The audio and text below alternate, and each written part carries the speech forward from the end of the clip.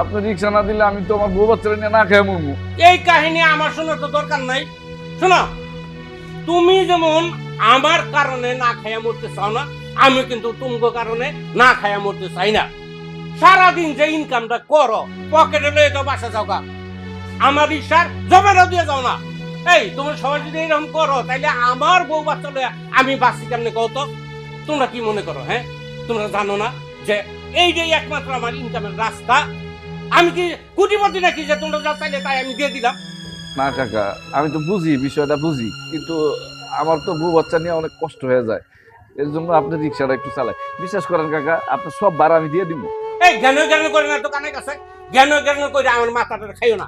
বাবারে, আল্লাহর হস্তে তুমি অন্য একটা গ্যারেজে যাও, আমি তোমার রিক্সাকে দিব না। কাকা আপনি এই কথা করেন না, আপনি দোয়াই লাগি।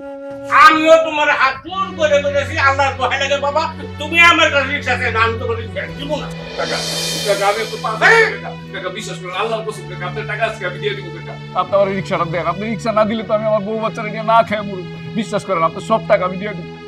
365 দিনে এই কথাটা তুমি কইছো 300 বার। বাবারে, তুমি যত মিষ্টি কথাই কও, তোমার মিষ্টি কথাই আজকে আমি বলতেছি।